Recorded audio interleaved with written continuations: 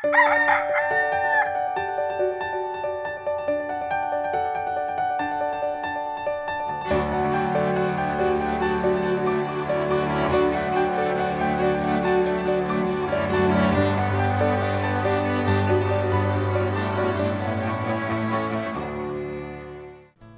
umaga po. Saluhan niyo po ulit ako at tayo magkapet, pandasal.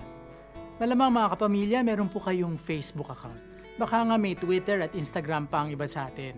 Ito pong mga social networking sites na ito, naku, hitik sa mga Filipino users.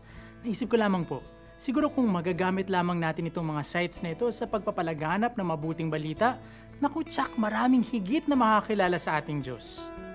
Tunay nga pong napakaraming iba't ibang paraan upang mapaabot natin sa ating kapwa ang mabuting balita. Subalit sa pakiwari ko, wala pa ring tatalo sa ating pagsasabuhay ng ating mismong pananampalataya. Sa ganoong paraan, hindi lamang nababalitaan o naririnig sa iba kung paano nga ba magmahal ang ating Diyos.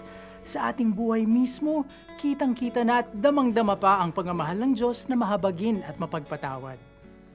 Kaya't higit pa dapat sa pag-click ng share o retweet ng pagpapalaganap ng mabuting balita, para tunay na may bahagi ang ating pananampalataya, tayo po ay magpakabuti, magmahal at manalangin ng taimtim, at siguraduhin din ng ating pagmamalasakit sa mga kapatid na nagdarahop ay napararating din natin. Simulan na po natin ngayon, nang sa gayon maging viral ang pag-ibig ng Diyos sa ating lahat. Ako po si Bro Arnold na muling nagpapaalalang, bagong umaga, bagong sigla, smile naman dyan dahil every morning is a blessing.